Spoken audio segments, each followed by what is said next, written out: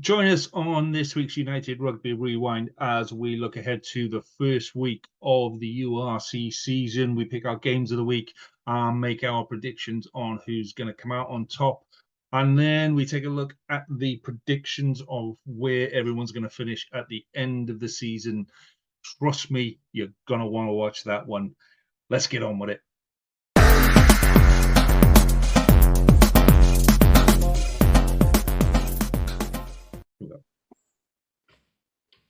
Hello and welcome to week one of the United Rugby Rewind. It has been a fantastic off-season. We've done all of our previews. This is it. This is going out on Wednesday morning, guys. So that's Wednesday, Thursday, Friday. We're 48 hours or no, 3 days. We're really, really close to kickoff now. I can feel it. I can taste it. Joining me this week to get ready for the season and review week one is Alan, Ben, and Kaylin. Good evening, gentlemen. Hi. Good evening, everyone. Great to be here. I know we're now doing the ABC thing, and I'm now going to get asked, but I'm going to have to put up with that because I'm not changing. I was about to introduce you as the ABC of rugby, and I thought, yeah, it didn't actually hit in the head until after I'd said your names. But yeah, the ABC of rugby podcasts, Alan, Ben, and Kaylin. I'm impressed with that, boys. That's almost like that was a whole written selection. in the stars. Yeah, it is, man. It is. So this is the first of our normal kind of weekly pods. So I'll give everyone a rough idea of the outline of what we're going to do and how it's going to work. So obviously each week there should be 8 games to review from the week before and preview for the week ahead. We just won't have the time or patience or sanity to do all of that. So what we'll do is we'll start off with any important news. We'll do a little news desk at the start. Then we'll review our game of the week from the week before. So we're each going to choose a home game. So just focus on a home game. So we'll have one home game as our game of the week. And then we'll kind of skirt over whatever other games there are. So there should be 4 other games that kind of just get a mention and a little 2-liner. And then we'll focus on the 4 key games that week. So we'll review last week's key games, predict next week's key games, and then hopefully we'll be able to just make sure we cover enough of the sides and all of that kind of stuff. So on the weeks when nobody's got any home games, so first week of the season, all the South African games have been bumped because of the Curry Cup. So Alan's got no home games to predict this week, so he gets the pleasure of minesweeping, so he gets to pick any of the games that are not home games, and he's going to focus on those. So that's the rough kind of format that we're going to work to, or we might just throw it all up in the air and let's just talk about the NFL. We might end up doing that as well. Who knows? Stranger things have happened, gents. So let's start with a little bit of news desk this week, and this has been all over socials, and Christ knows what's going to happen to it between now and when this podcast comes out. So there was another story dragged up last week about the Welsh sides leaving the URC and joining the English Premiership. And then that came out one day, and then the next day it was, no, actually it's going to be more of a merger. It's going to be a Britain and Ireland league, and there's going to be no South Africa and Italy. And then a whole lot of other people put this stuff in and all of that kind of stuff. And it's all a load of crap. So let's start with you, Kaylin. What have you made of it, mate? And what's your thoughts on it? I'm going to be the gentleman here, and I'm going to let someone else go first. Now, the someone else is not with us. It is Hugh Griffin, associate producer and co-host, I suppose, or assistant producer and co-host. Great guy. He wanted me to read this out verbatim. He's probably taking the piss, but I'm going to do it anyway. He said, what we have seen in the last week is a public exchange of power in club rugby. The English clubs are holding crisis meetings and letting it be known they do not believe they can survive without foreign money. I agree on that. The URC are not seeking the English clubs. The English clubs are seeking Irish help. That is something I also agree with. He says, I think a merger would probably happen at some point, but I think any suggestion to kick out South Africans should be laughed out of the room. The internet is currently full of Kiwis who say getting rid of South Africa from Super Rugby was the biggest mistake they ever made. Now, Hugh, if you're listening and you didn't want that read out and you're being sarcastic, I'm sorry, I've already done it. But I completely agree. I think that is, I'm really getting the hands going here like a good politician, because this is the first time I got the chance to talk about this. Ultimately, I made this call last year when we did a similar podcast. I think the only way this deal happens is if the Irish clubs join forces with the English, and then we see who else goes from there. That's where the money is, be it TV money, traveling support, home support. That's where it is. I'm sorry, but it's not the case in Wales. We have no reason to believe that Cardiff against Newcastle or Cardiff against Leicester is going to move the bar. The Premiership TV contract is 36 million. The URC one is 63. Put that into context, the next top 14 deal is 137 million. This, and that includes Brody too, it should be said, and Federer 1. But that is what we're talking about here. When we talk about revenues, where is the money? There's money in France, there's money in Ireland, there's money in South Africa. It's not the same, but when it comes to a TV contract with a massive audience and hundreds of thousands watching every URC game, there's money there. We can't say the same about Wales. We can't say the same about Scotland. And if this happens, the only way I see it happening is if everyone comes to the table and everyone joins forces. That means the English in with the Scottish and the Irish and the South Africans and the Italians and the Welsh.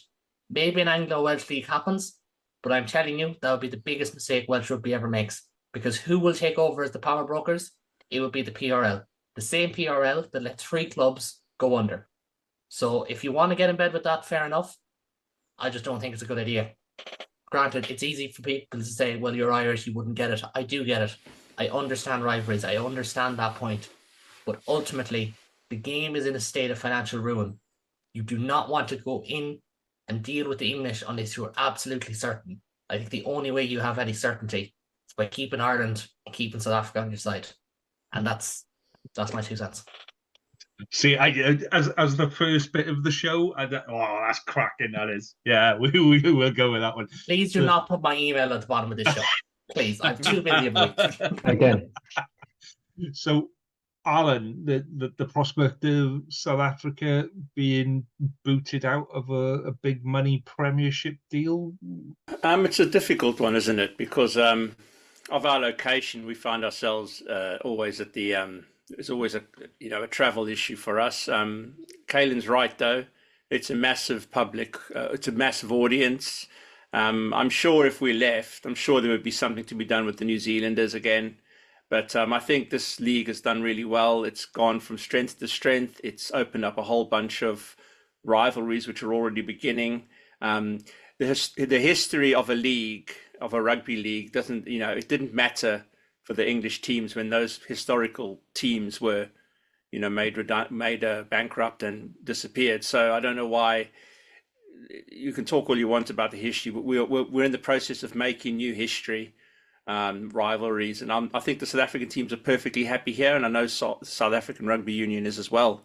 We've made each other stronger. I think it benefits us, and I think for the first time in a long time, I think the strength of the home unions doesn't lie with England. I mean, it's only been a couple of years that they basically turned down options to proceed with, so we find ourselves in this situation. South Africa is only going to get right to vote and this kind of stuff at the end of the season. So we just have to wait and see what's set up until then. There's not really too much we can do about it. Okay. So, Ben, the prospect of playing Newcastle every now and again and Exeter, is that more interesting than playing the Bulls and Leinster? No. I'm not. That was short and sweet, wasn't it?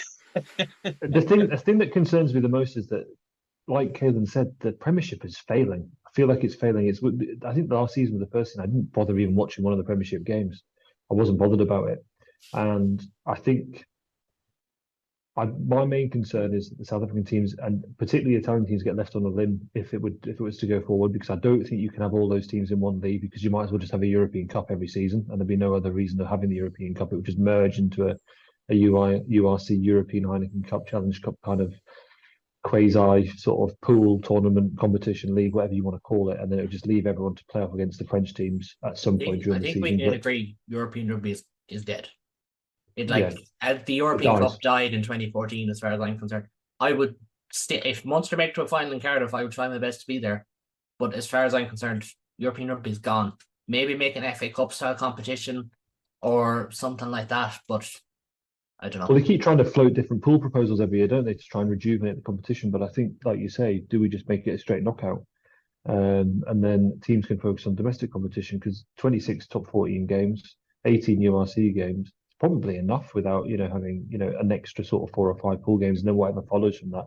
I mean, the EPCR had this outrageous thing with a round of 16 with 2 legs over an aggregate score 2 seasons ago. Very quickly dumped it. Yeah, it looked a bit gimmicky and it might have been a bit sexy for some of the games where the games were close. There was the Harlequins game, I think, off the top of my head, which went down to the last 5 minutes, and there was a 5-point difference. The aggregate was 60, 66 or 60. I can't off the top of my head. That was quite good. But apart from that, it didn't really get the fans going, and you could see that, and it didn't return in last season. So I think the European format this needs to be some serious consideration about it. But I think, for me, the Premiership needs to find its feet first. I don't think they have much bargaining power. I don't think they have a strong negotiating arm on this. I think, like Halen says, it would be up for the IRFU to swing in behind them. I just don't see it. I think the URC is far too successful. I don't think it needs tweaking. This is the 4th season in a row it's been in the same structure. There's been no need to change anything. The fixture system works. They have the gaps of the autumn internationals and the Six Nations and the European competition. It all seems to work rather well, and no one's criticising it from out with. And you can see it in the revenue figures. You can see it in the fan figures. You can see it in the viewing figures, and you can see it in the increased deal for the revenue for TV deals. So, no. I do think, from a South African point of view, there is still adjusting to be done from our point of view with the actual calendar. Obviously, we're playing the championship at the moment. We're playing Argentina this weekend, next weekend. So a lot of our players aren't going to be available in the US. So there is still a timing issue. But I think the main problem with the Heineken Cup was kind of, I've been watching it for quite a few years. They've started making the changes to the European Cup, as it was called at the time. We call it the Champions Cup now. But they're citing the travel as the main reason why it's not working. But I think there were issues before that. So from a South African point of view, the Currie Cup finishing is a nice build-up for us.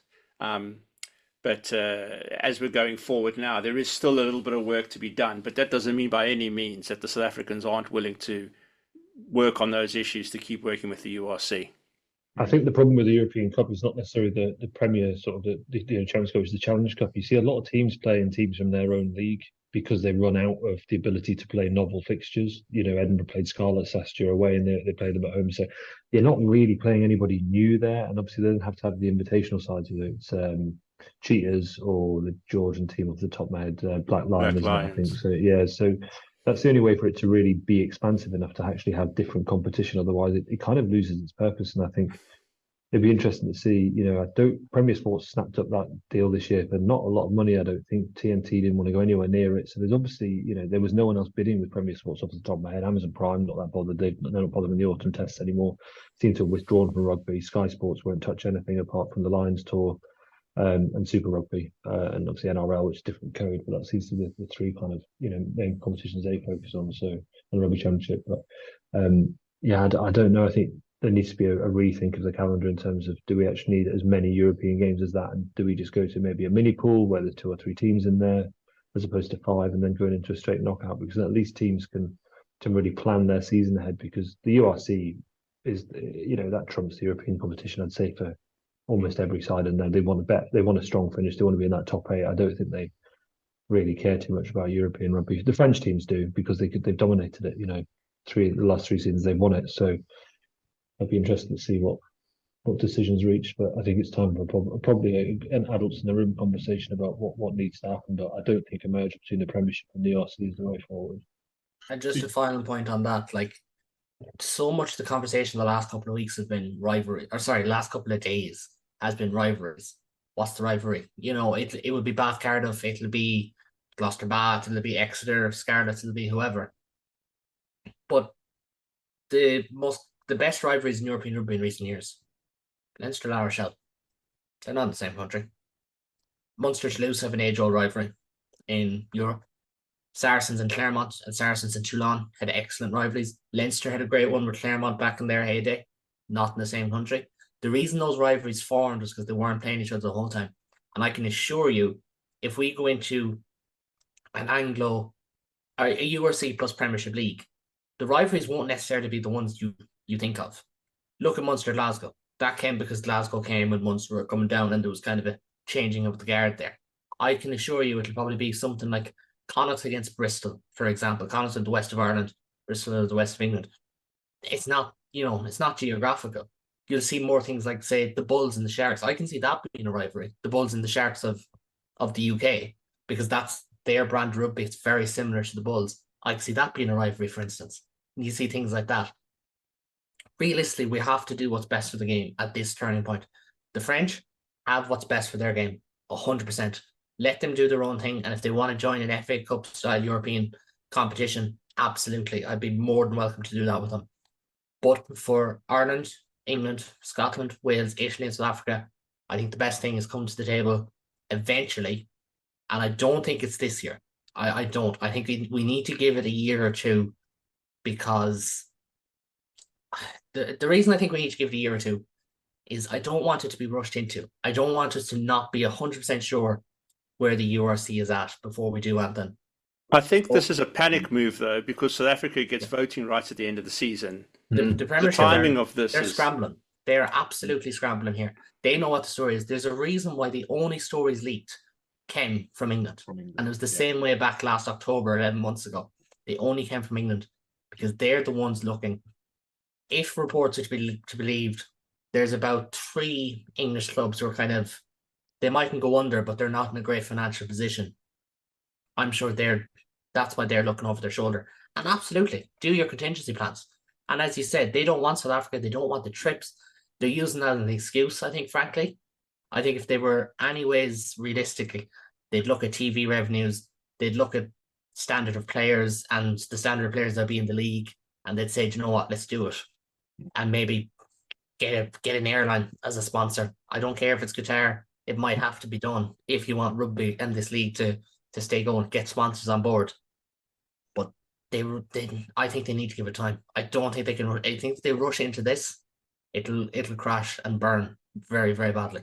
It's interesting because the URC issued that statement, didn't they? I think it was on Friday, categorical denial, but there's that age-old idiom in politics, never believe anything until it's officially denied. So, sometimes a statement comes out and it doesn't always shut down the debate. It actually fans the flame. So it'll be interesting to see if there's any further development on that. But they seem to be pretty insistent that none of the clubs in the URC want to see anything change substantially at this stage. Yeah, if I give you kind of the Welsh kind of side of it to round it up and finish it off, this just seems to get rolled out time after time after time. And yes, there are old boys that watch the game that are now quite high up in the admin side of the game that used to watch Scarlets and Bristol and the old Stradey Park used to be rammed full. The old Stradey Park was 9,000 people. It held 9,000 people. The new Parker Scarlets holds 15,000 people, can be extended to 16,500 people. And we put more people into Parker Scarlets for a Munster game, for certainly for the 2 Ospreys games, Cardiff games, all of that kind of stuff. We have a much bigger crowd for those games than we ever did or we ever would for the English sides. So that just completely blows that out the water. It's a lovely thought to have. Well done. Congratulations. You've got some great memories. That's not the way we go forward. For me, this is a battle of who's more important in the rugby world. From an admin point of view, this is a whole load of important people sitting there going, so Scottish Rugby Union's got a new chief exec. Welsh Rugby Union's got a chief exec been in place for 12 months. They need to do stuff. They need to be seen to do stuff. The English PRL changed leadership a couple of, I think 12, 18 months ago. They need to be seen to be doing stuff. And this just ticks a whole load of boxes. Oh, we're looking at this option, and it's a load of bollocks. for all the reasons that we've said already, but something will happen because the people up top need to look like they're doing something instead of doing what actually we need to do, which is concentrate on filling your home ground for your home fixtures. Don't worry about away supporters. Work on building your own supporter base. If Parker Scarlet, and I speak as a Scarlets fan, so if Parker Scarlet had 15,000 people in there every week in the middle of winter when it's bucketing down, it's a Friday night, it's an 8 o'clock kickoff, and it's zebra at home, yeah? But you put 15,000 people in that stadium and it's absolutely bouncing, the TV revenue will come. And you have to focus on what you can control, and that is appealing to and building your home support. That's what clubs can do. That's where the focus needs to be.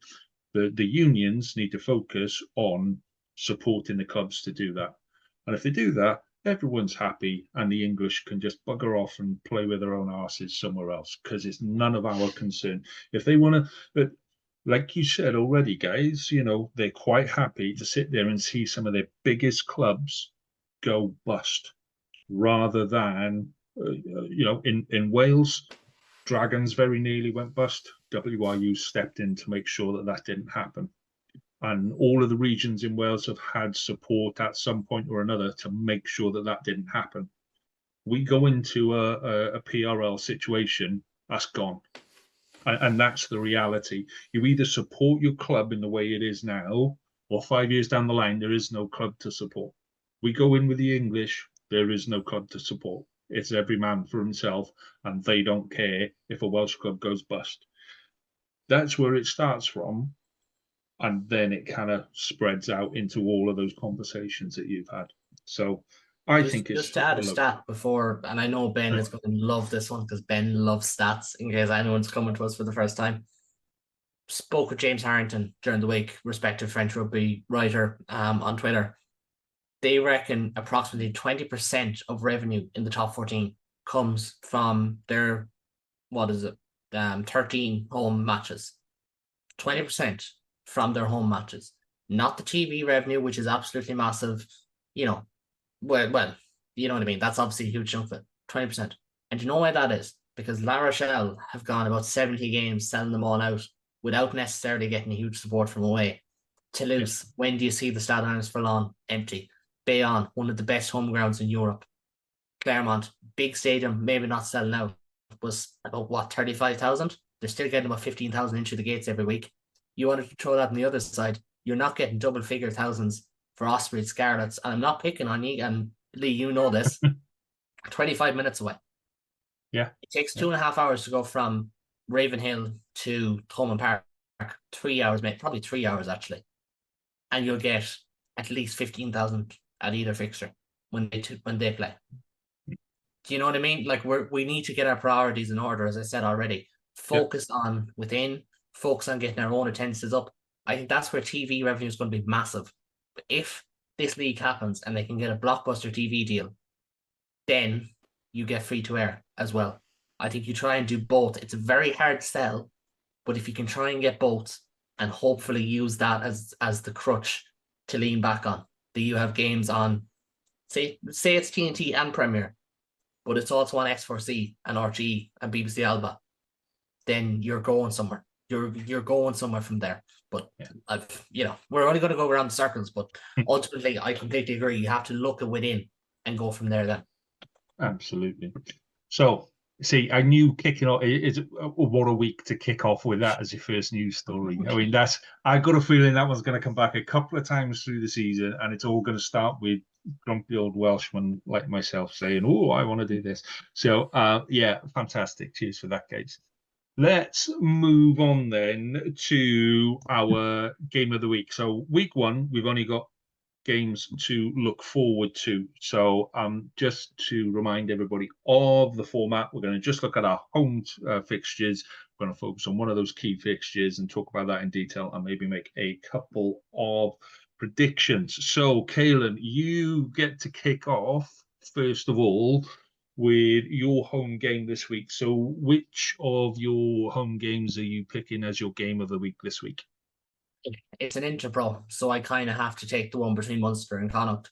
Ulster Glasgow is arguably a bigger fixture, but I'm going to be in Thomond Park, and I'm sure plenty of people will be as well. Just so people know, this one is on RTE2 for listeners in Ireland. It's on Premier Sports, and it's also on URC TV, which I know is not available in the UK, but is available here in Ireland, and it's on Super Sport, I can only assume, as well. Yeah. Because they show everything. They'll probably show us a schools match that's played across the road. But this one, for me, I'm not sure if it's the real game of the week. I think Ulster Glasgow might be, but this one is a really enthralling one, because on paper you would look at that and say, yeah, Munster should win handy. You cite what they did last year, but there's going to be a Munster team without Tyke Byrne, a Munster team without Jack Crowley. Alex Nankivell has not played in the preseason due to suspension, so he's only coming back in. They'll have probably 2 new players in the back 3. They'll have no Peter O'Mahony in there. Jean Klein, Tom Ahern, their fitness could be confirmed by the time this goes up, and it probably will be, because they're doing a press conference on Tuesday. They're touch and go. They're 2 massive players. Ollie Jaeger, we don't know. This really levels the field. Whereas on the other side, Connacht will have Keelan Blade back. He was their captain last year. He's a massive player for them. For me, and I was going to try and keep this short and sweet, and then I forgot to put that joke in there and just forget it. For me, where this game is going to come down to, and it sounds cliched, is going to be at source and at the breakdown. The reason for that is Connacht are a team who try and milk penalties. They will not go 10 phases, 11 phases consistently. I think their attack is actually quite blunt, if I'm being honest. It's probably something you hear me say a lot this season. They're going to try and look to the breakdown, get into a scrap, get those cheap penalties, make you go off your feet, bait you into coming in from the side, things like that. So that, for me, is a massive factor here. Munster, on the other hand, what we need to see, and we've talked about it in the preview, we need to see urgency, we need to see efficiency, we need to see a potency. Munster's defence was good, had some issues in pre-season. The only caveat there is it had issues when they had 2 players who weren't in position in the centre, and then when they swapped them out, it was a lot better. So I give that the benefit of the doubt here. But in attack, Billy Burns is going to be a 10. Hopefully he doesn't get injured by the time this goes up, or by the time the game happens. So a new 10 is in there. They're going to have a new 13 in there, because it's more than likely going to be Tom Farrell, who they signed from Connacht. 15, where they usually focus on having an extra playmaker, is going to be different, more than likely. Mike Haley might start there. I don't think he will, so we're probably looking at either Shane Daly or Takir Abrahams, as being 15 and being that little pivot out wide. So I think there's a few interesting battles. We don't have team sheets, so I can't go into it from that perspective. I do think if anyone's watching, focus on the breakdown here. Focus on how Connacht try and navigate that. They really struggled to slow Munster down last year, and we did start to see in that game, once Munster got on top in the physical stakes, they were just making yards consistently. It was Nankivell, it was Calvin Nash, another player who won't be available for this game. Is that going to be a factor? I think it's a 1-score game. I really do. I think this is the hallmarks of a typical gnarly Interpro. I will back Munster, and I'll probably back Munster most times when they come up this year, as I'm sure you will do for your own teams as well. And that's the fun of why we do things like this.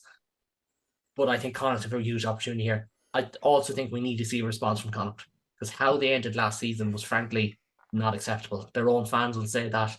Their own players will say that. We need to see a spark from them in attack. They have a new 10 in there as well, and Joshua next should he start? It looks like he will, because he started the last 2 preseason games. They'll have Matt Hansen back. He's going to be a massive factor. Like he's Matt Hansen. Need we say any more? Talked in depth about him as well. I'm going to say Munster to win this. I'm not massively confident. I think this is a banana skin game, but we've spoken so much before about the importance of a fast start.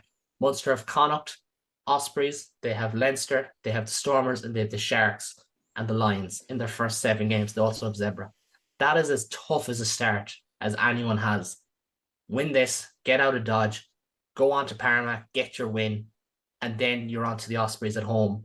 and you've got a little bit of momentum. Don't win here, and it's an entirely different conversation. So massive game for both sides. Gonna go with Munster, but I think I've talked it into being a game of the week, even though I think Ulster Glasgow is. So I think that's a good sign. URC equals best league. Isn't that it? Okay, so give us an actual prediction then. Are you going to go by plus how many points, or are you going to give us an actual score? I won't go actual score. I'll say Munster by 7. I still think, despite the players that they're going to be without, you'll still have a couple of combinations that'll split you there. Like, if they can get Sean Payne and Tom Ahern fit for this game, even if we can get one of them fit for this game, changes the picture.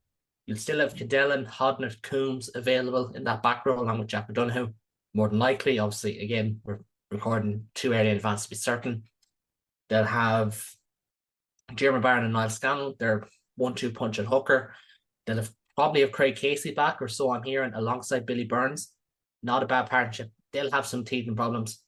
Alex Nyfeld and Tom Farrell is a centre partnership I'm excited to see.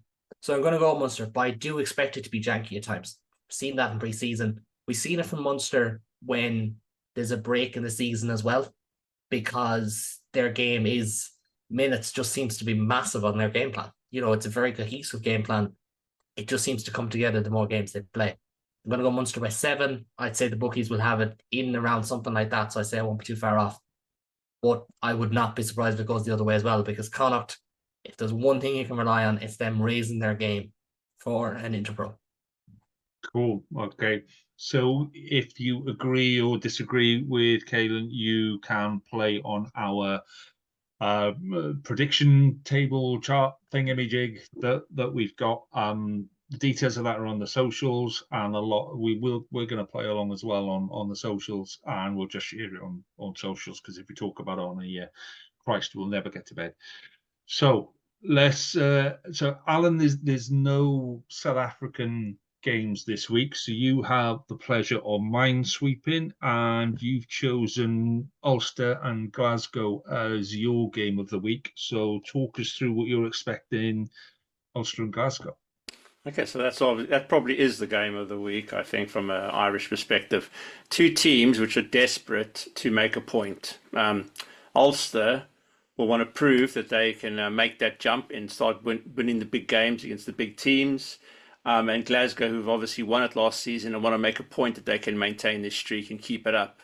The interesting thing about this game is the following games, what happens afterwards. So let's say if Glasgow were to lose, which I'm going to say they're probably going to win. I think if Glasgow lose, they've got a few games afterwards where they're able to pick up some momentum again.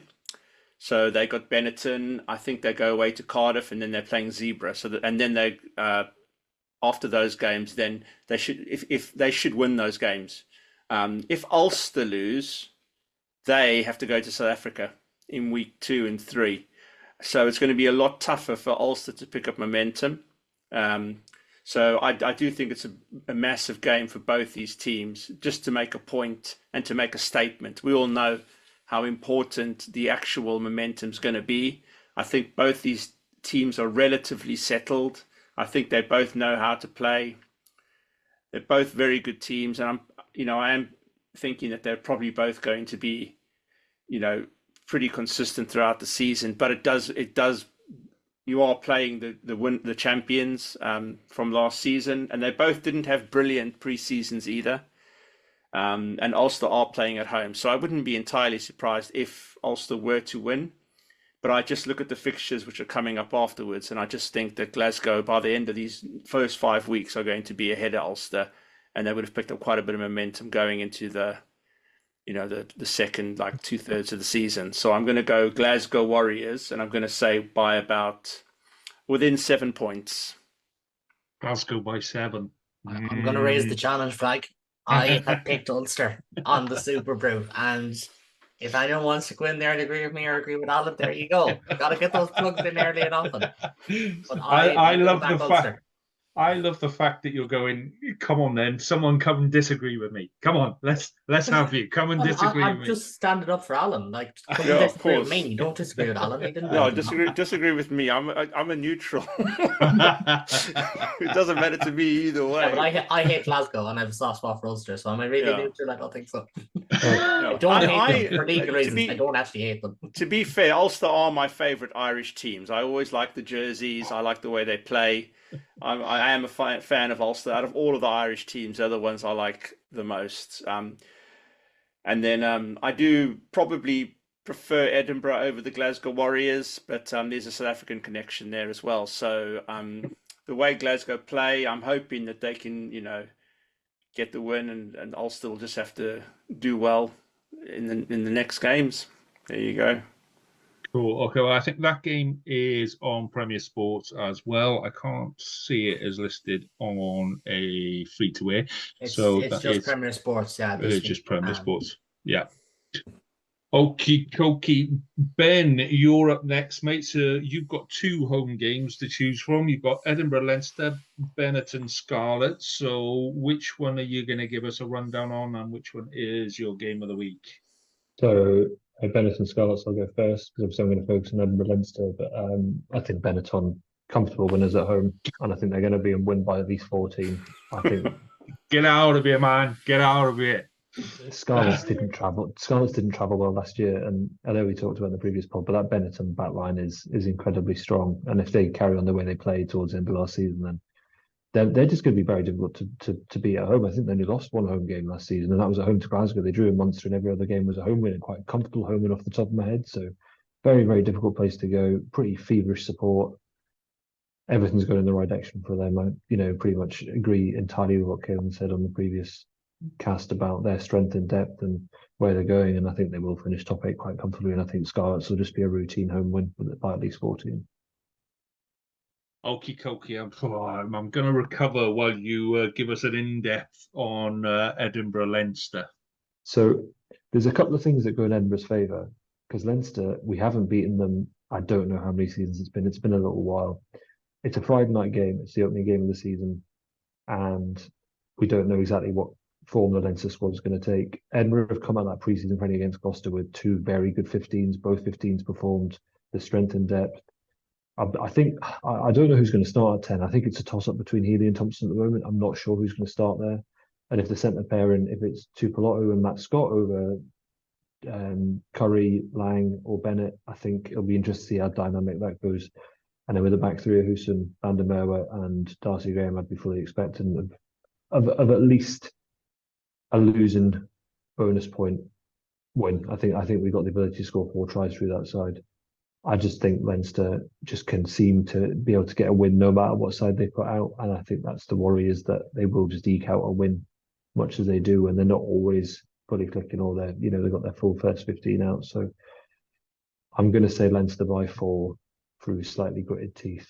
The problem is, and very similar to Ulster, we've got an incredibly difficult tour to South Africa. We've got at altitude in Pretoria and Joburg 2 successive weeks against the Lions and the Bulls. I don't know what to make of that, and it could easily be 0 from 3 if we don't turn it on against Leinster on Friday. But I'm hopeful. My heart says we're going to win. The head says that Leinster are going to win, and then we're going to struggle in South Africa. But we'll see. I think it'll be bouncing. I think now Edinburgh have got their own stadium at the Hive, or I think it's called the Hive now, isn't it? They've had a couple of goes with different names for sponsorship reasons. I think it is the Hive now. I'll stick to that unless I'm corrected. There is a pretty feverish support there. It's down as the Hive on Super Brew anyway. So. Yeah, it is the Hive. Yeah, I think it was the Damn Health a couple of years ago. The only issue with the stadium is, I don't know if any of you lads have had the pleasure of going there, is that the stadium is a really bad structure. So you go and sit there, and it's got metal rods, a bit like a marquee tent when you go to, like, the show jumping or equestrian or someone's wedding, if you had the pleasure to do that over the summer. Your view is somewhat obstructed by it, and it's really Sorry, which stadium is this? So this is Edinburgh's home stadium. So the way they built it, I don't think they put an awful lot of thought into the style and the structure of it. But wherever you're sitting, they've got metal rods about 15 to 20 meters apart. So your view will always be slightly obscured by a metal rod, a vertical frame that's running from the top of the stand down to the ground.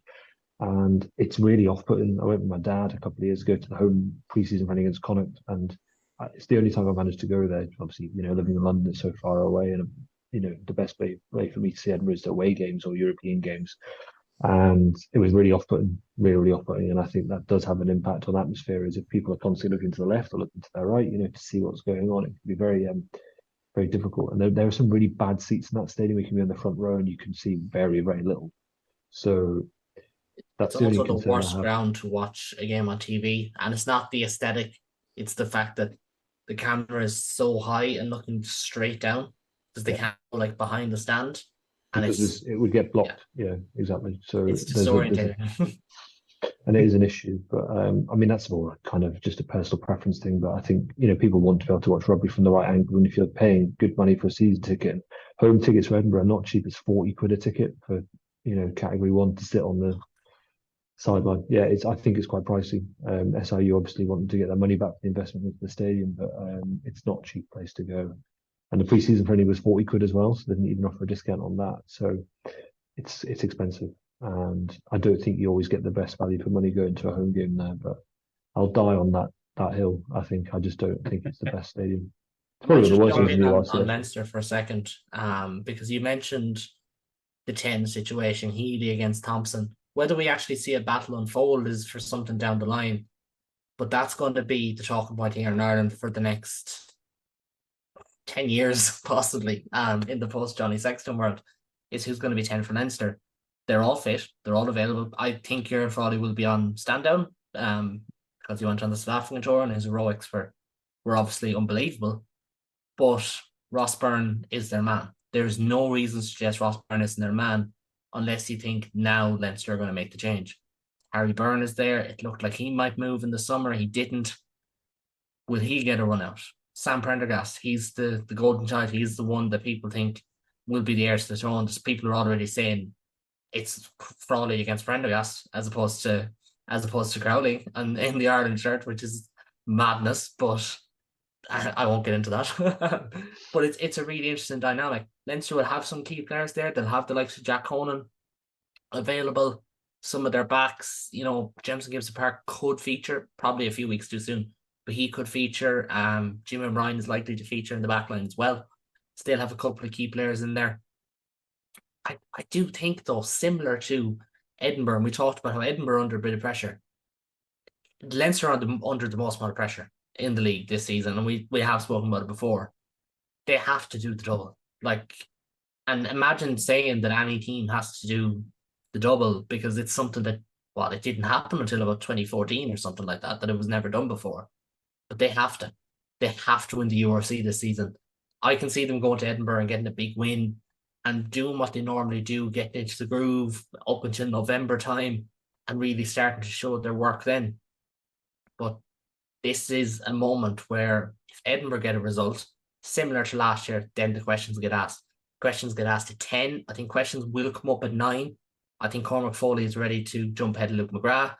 I think we'll see questions at prop, whether they go with Jack Boyle or Michael Milne as possibly leaping ahead of Cian Healy, who is one of my favourite ever Irish players, but he is pushing on now at this stage. Second row is massive, though. And this is the other one I want to get into. They've lost Ross Maloney, who was a consistent 18 to 20 game a season guy. They've replaced him with Jorge Sneeman, who was not that. They don't really have second rows coming through the ranks in between. They've got a few in the academy. So we're likely to see Brian Deeney and Conor O'Tiernig. If you see that name written down, refer to me. I'll tell you how to pronounce it. It is a pain when you read it if you don't speak Irish.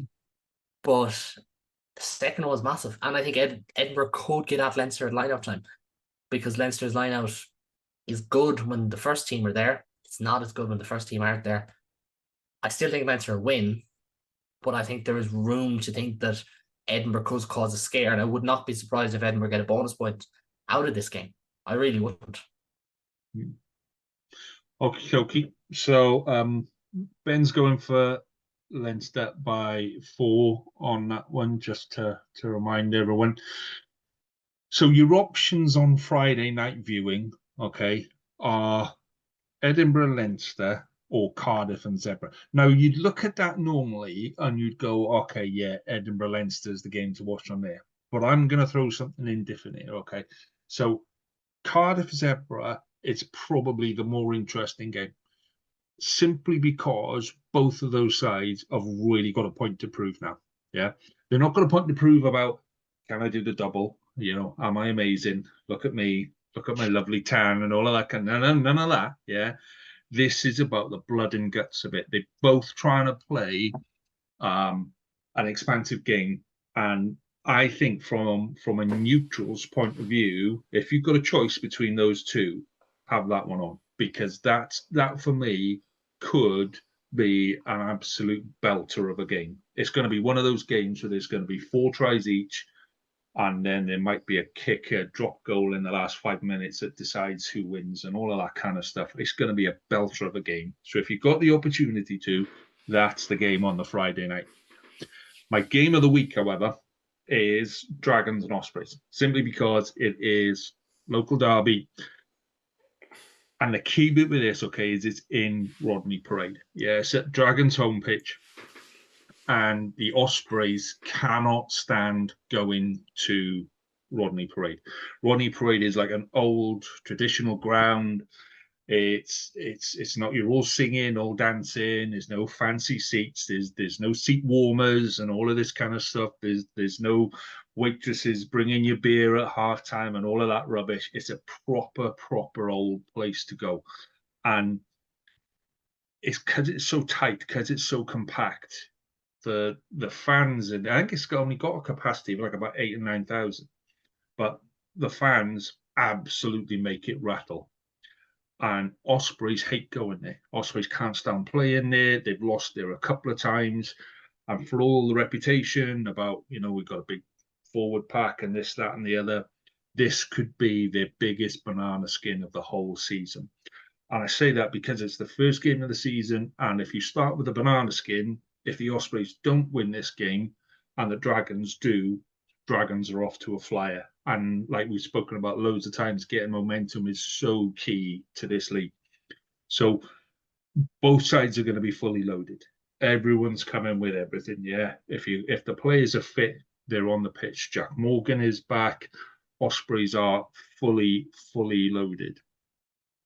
But I still think this is one for the Dragons. I think the Dragons are going to come out and show what they've been missing. They haven't had a great, in terms of results, their pre-season hasn't been great. There's still some work to do on defence, but their defence is massively improved from where it was last season already. You can see that in their home games, and the home support is absolutely responding to that. So the Dragons get 8,500 people into that stadium on Saturday afternoon. It's 3 o'clock. They fill it and they absolutely rattle the place. And every time an Ospreys player comes near the ball, they give them an overload of abuse, and it will get to them because it's got to them before and it will get to them again. So for me, this is, you know, there are rivalries in Welsh rugby, the Scarlets, Ospreys, Dragons, and Cardiff. But just because this is the first game of the season, this is huge in Welsh rugby. This is a massive game for both sides. Everybody's coming, and it's going to be an absolute belter. I'm going to go Dragons by 2 on this one. It's going to be close, and I'm going to go Dragons by 2. And yeah, there's going to be Ospreys fans spitting feathers all over the place, but Ospreys fans know perfectly well that every time they go there, they hate the place because Dragon supporters get under their skin. They're a sensitive bunch in Swansea. They don't like it when they haven't got their moisturiser and they haven't got their feather boas and all of this kind of stuff. And they got to go to the old town and they got to live like, you know, dogs for an hour. But that's what the Dragons do. And the Dragons will get into them.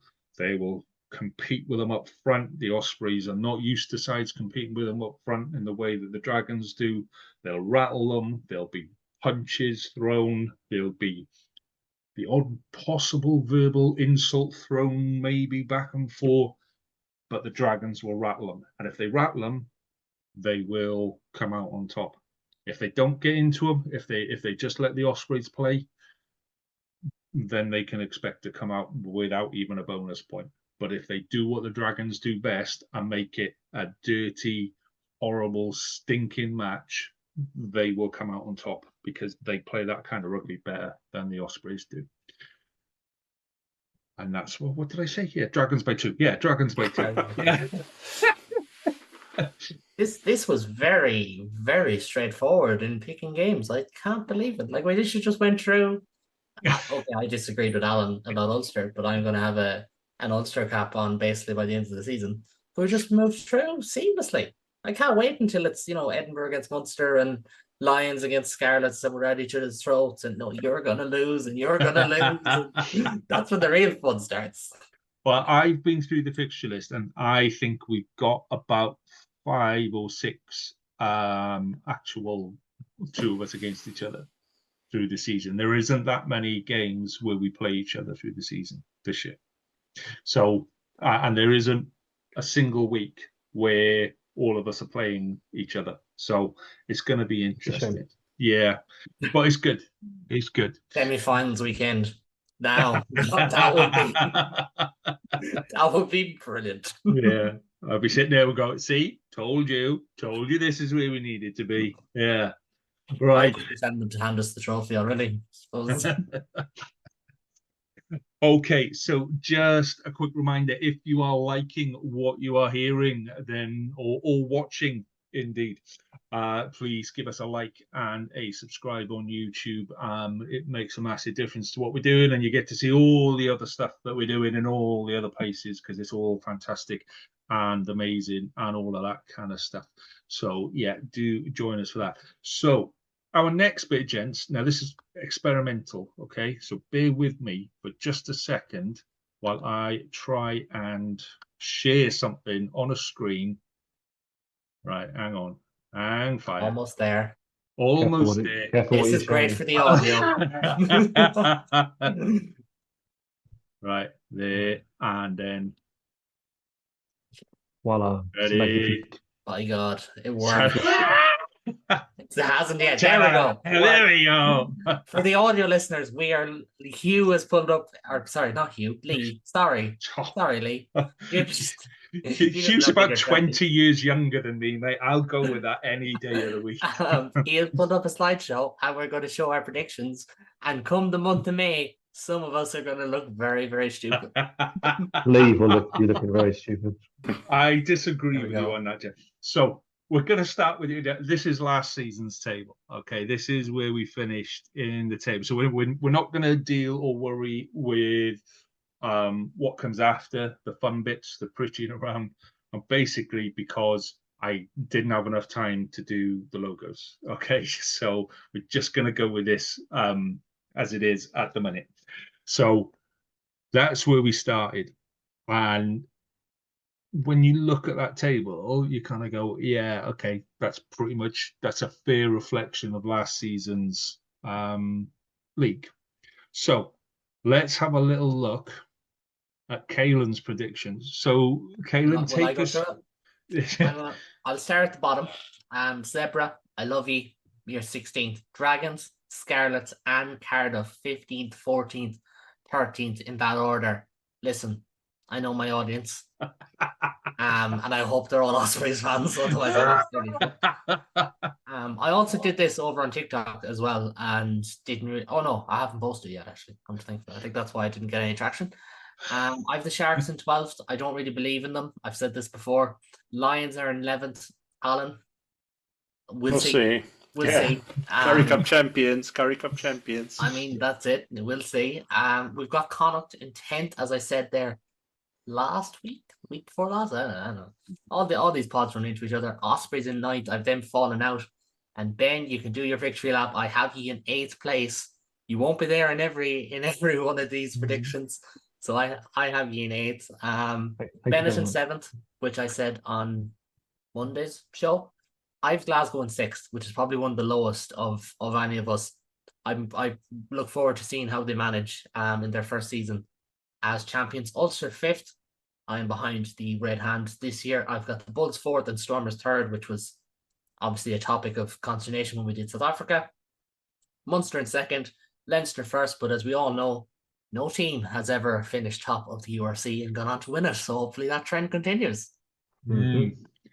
I mean, yeah, putting that many Welsh sides down the bottom, mate, is just, I think people are underestimating where Welsh sides are at the minute. And I think I'm going to get to the end of the season and I'm going to enjoy the podcast where we pull all of these out and I go, right, okay, here we go. Can't be any worse than what I said about the Premiership. So as if you're not in hiding with all the death threats from English rugby supporters at that all point. 12 Saracens fans. Right, let's have a little look at Alan. So, Alan, this is your table. I mean, you've got Dragons at the bottom, mate. So, yeah, I do, don't I? Yeah, so I got the Dragons at the bottom, then Zebra, Scarlets, Cardiff, Connacht, Ospreys, Lions, and then Benetton. So I don't think there's too many surprises there. Maybe Connacht is a little bit low, according to some people. Maybe Ospreys are a little bit low. I've got Ulster in 8th, Edinburgh 7th, and then the Sharks, I think, are going to be the big climbers this year. Khaleesi's going to want to make a point. Eben Etzebeth's going to want to make a point.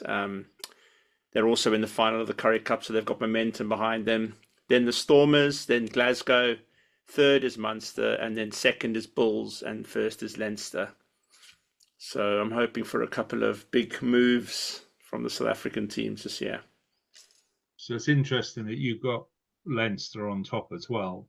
But yeah, the bit for me is where you've put your own team down in 10th, man. I mean, yeah. That must kill you having to put them down there. The thing is, I've been supporting the Lions for long enough not to be, the realism always kicks in. I think one of my South African predictions said that New Zealand were going to win as well. So I do have this element about me. So what I think is going to happen, I think the money that the Sharks have, they've bought a couple of our players, the Stormers and the Bulls. And then I think Ulster and Edinburgh are just good enough to pip them, really. So I think Benetton, Ospreys, and Connacht are kind of where the Lions are at. I just think there's a lot of other teams that have made big moves to improve, and I think that's going to tell it come the end of the season. Obviously, I'm hoping that the Lions will get into the top 8 and travel to Leinster and play them there. That's a weird thing to hope for. I hope you get pasted on the first week of the playoffs. Okay. Let's have a look at Ben's. So Ben, again, Leinster on top and Zebra on the bottom. So take us everything in between. Yeah, there's not much to shout about here. I think some teams will climb slightly and some teams will sit where they were, and I think the bottom 2 will stay the same and the top 4 will stay largely the same as last season. I'm not sure if anyone's going to break that top 4. I think Edinburgh have to climb from 11th to 6th. I think that's the biggest jump I've gone in, and I know that's probably me being slightly biased, but there's a lot in that Edinburgh side that should improve on the league position last year as we score more tries and secure a few more bonus point wins from the try perspective. But I think the top 8 is a pretty sound top 8. I think the Sharks won't jump as high as they are. I think the Welsh teams, none of them will be in the top 8 next season. I can't see it. I can't believe Lee wasted all his energy giving out about where I put the Welsh teams and then just proceeded to have all of you guys put 3 of the Welsh teams at the bottom 4 as well. I could have just copied and pasted the whole league, couldn't I? And just gone, there you go. That's what everybody else does. So my question for you then, Ben, it's really Benetton, where and this kind of goes back to what we were saying in the Irish Scotalia review. Are they capable of kicking on? Are they like overperforming? Are they underperforming? Should they be performing better? Is mid-table as good as it's going to get for them? Why are Benetton 7th and not 3rd or 4th? I think they're away form and coming out of the Six Nations. If they have, if they lose some backs through just game management or injuries, I think March is a difficult month for them with those fixtures that Kayla mentioned in the previous pod. That's what I see happening. Okay, right. Strap yourselves in, boys, because here comes mine. Okay, so I can see you laughing already, Caitlin. Right. So this looks very different to your tables, okay? Because I've got the balls to go out and say, do you know what? I think things are changing, and in a massive, massive way. I think we're in for like the most competitive, was it 8 months that we've ever seen. I think we're gonna get to a situation at the end of the season where anyone in the 16 can make it to the top 8. Yeah, and I mean that genuinely, because there's been a lot of changes over the last couple of seasons. People coming, people going, and it's not, that traditional split. It's kind of got closer and closer and closer. Zebra have been a couple of points away from, taking some big scalps. Scarlet's lost a couple of games last year that they really should have won. Cardiff last year lost about 6 or 7 games with 1 point or 1 score. We are not far away from turning a lot of tables. And I think it suits the Welsh sides that people are almost disrespecting us. People are kind of, don't worry, they're down the bottom there with Zebra. It gives us the space to come and absolutely bloody a couple of noses. So to go from the bottom upwards, Sharks are at the bottom simply because I don't think it last year was a blip. I think there's stuff wrong in the background. And I think you're going to get halfway through the season, be in the same place, change your management, and then go, oh shit, yeah, no, we just can't play rugby very well, and then have to rebuild again. I think Zebra probably will kick on. I wanted to put them higher, I genuinely did, but I think it's just going to, who do you then put down in order to put Zebra up? Edinburgh in 14th. I'm sorry, Ben, but I think you just overshot yourself, and I think your coach is probably off at Christmas as well. If not, it'll be the end of the season. Lions, I'll be honest with you here, Al. Lions are in 13th purely to wind you up. Just Lee has found his target market. He's just going to praise the Welsh and wind up the South Africans. Just be honest with us, we can see through this. Yeah, it's hard. It's hard. Anywhere in between, Lions and Cardiff, you can mix all of those sides together and. I would like to say that out of all of those teams you've put above us, 9, 10, I don't think any of those from 9 through 12, I don't think their home record is as strong as the Lions is. I think the Lions I don't think there's any reason to say Cardiff, Scarlets, Ospreys, and the Dragons are going to be in the top 8. Not Sharks at the bottom. All of them. Allow me to justify this, okay? Because I think Connor have overshot over the last couple of years, and as they start to kind of develop Irish players, the lack of depth in their squad might well show. Like Ulster is the one that I'm probably, is probably in the wrong place, but it won't take much to go, like I say, anywhere between 11th and 6th, in all honesty. Benetton, I think they've had a good couple of seasons, but I think the other sides are now, Welsh sides in particular, we've done the reset, we've sorted ourselves out, all the off-field stuff is sorted, and it's time to deliver on the field. And I think that's the key bit now, is that the squads have been there, and there's just been so much upheaval in the Welsh setup over the last kind of 2 or 3 seasons, that now we're in that place to go, right, there are no excuses now. And that's why I've put all of them up there. Dragons is probably the one that people are most kind of like, how can you put Dragons in 9th when they were 15th last year or whatever? But the reason is they've done the work. They've pulled a lot of academy boys through. They've kept a good, strong front 5 together. They've bolstered where they've needed to bolster. I think they're probably still waiting for somebody to put their hands up at 10 and say, I'm the guy that's going to control this side. But I think this will be the season where somebody comes through and does it. They've got quite a few boys that can come through and do it. They've got a decent front 15. the problem with the Dragons is, you know, once you get to that 60-minute mark and you start making changes, is that then going to hold up? I think it's going to be enough to put them up around 9th. Ospreys fans will hate me because I put Scarlets above them, but you know, the exciting rugby that is driving mauls is probably not going to be enough to win the games this season that it did last year.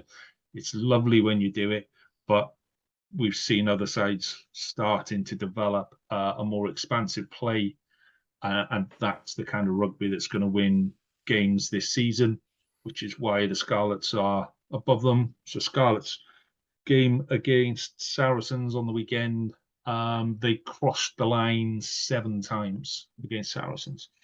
And they only scored 3 tries. They had 4 tries disallowed. But that running rugby, that exciting rugby is back at the Scarlets. And I think that's going to trump the strong drive in rugby that the Ospreys have been known for. Cardiff have brought in well over the off season, and I think they're the side that's probably going to benefit most from the stability that they've had. They've got stability within coaches, they've got stability off the field, they've got stability on the field. They're probably going to announce a new stadium about halfway through the season. They're going to redevelop the stadium that they've got. And there's a lot of positivity in Cardiff at the minute. You know, Faletau is back from injury and talking about, you know, making sure he's on the Lions tour and all of this kind of stuff. So Cardiff are in a really good place head-wise, and I think that's going to count a lot for them on the pitch. Then we've got Glasgow in 5th, which, you know, you can kind of chuck that one around, and they're not going to be far away. Much the same as they were last year. You know, 2nd, 3rd, 4th, 5th are all going to be really, really tight. I think the Bulls will be too strong. I've got Leinster in 3rd. I think Leinster have just lost a bit of an edge. I just do. I think the coaching changes that they had kind of last season haven't really worked. The idea of those coaching changes was to go up, not to stagnate and start to slip. And they have started to slip. So I would not be surprised to see Stormers and Munster go ahead of them. And I just think Munster got the bit between their teeth now. And I think Munster are looking to establish themselves as the #1 Irish side. And to do that, you've got to go ahead of Leinster. And I think Munster will. I think this will be the season that Munster do it. That's not just because I want to be Caelan's best friend. It's a genuine... It's fine.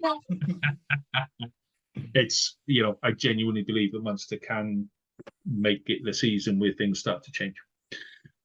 So that, gentlemen, is why I have predicted the table thus.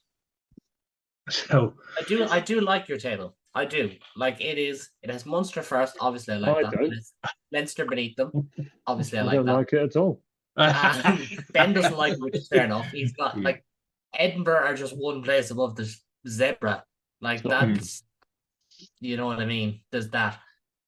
I mean, the 4 Cardiff teams in a row, all I can assume is that you thought 8th was last and you were kind of jumping over and back or something like that. I think Lee had a turn when he was doing his predictions. Yeah, like putting the Lions that far down and the Sharks. I mean, I respect it. I think that's the important thing here, Lee. We respect the game you're playing. I think what I'm trying to get across with this, like an artist trying to explain his greatest creation, is that this season is going to be super competitive. I think you can just chuck all of those names into one of those little bingo baskets, roll it around and start picking them out. We're in a situation now where this is the most competitive league, and we have got 16 sides there that are super competitive. And you know, you cannot take a side and say, do you know what, we'll put out a bit of a weaker side against them and still expect to win now. Yeah, that might have been the case a couple of seasons ago. That is not the case now. You know, Dragons, Zebra, that they are not weak sides now.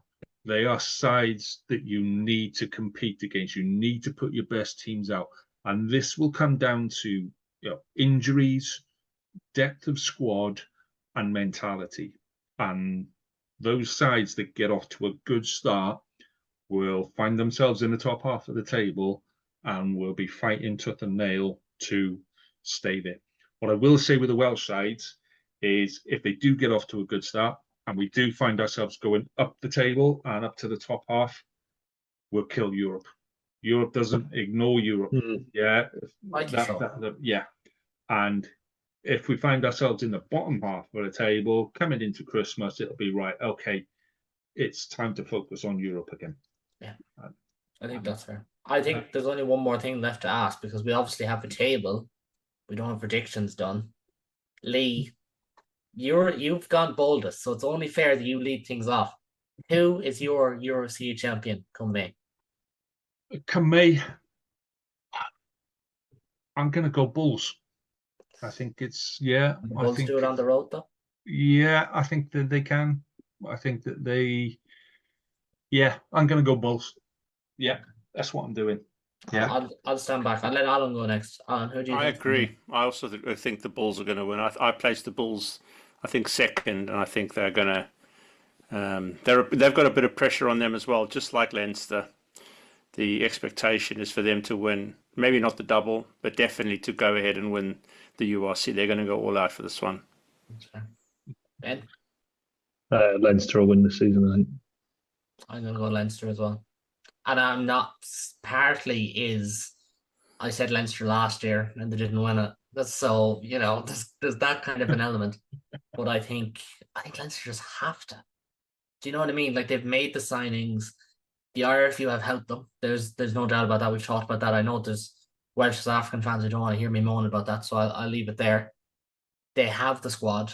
I think the big thing is fitness. I think they have the coaches. I think it's been grossly misinterpreted Leinster standard of coaching. They do have the coaches there. There's a mental blip, but if they finish first, they have to get the job done. They just have to, and I think they will. I think they'll have to tap into that. Over here in Ireland, we hear a lot about Leinster's system and how our Leinster system great, and they go from moment to moment. Isn't that great? They're not relying on passion. They're going to need it. They're going to need it. They're going to need to show everyone, put the two fingers up to everyone. I think they will. I think they'll find it. I think Shaq Niabar will help them find it. I think Leo Cullen will help them find it. They have to, though. And pressure is an amazing thing. It's not a foregone conclusion. What was it, 4 in a row? Leinster won at one stage in the Pro 14 era. And now we're talking about, will they go 4 years without a URC trophy right off it? I think it's the storyline this year, I think, which is great. So that is the end of our first pre-kickoff podcast, guys. That is, well, it's not our first preview, is it? It's not our first preview, but it's our first, but we haven't kicked off yet, so it's not it's our prediction pod.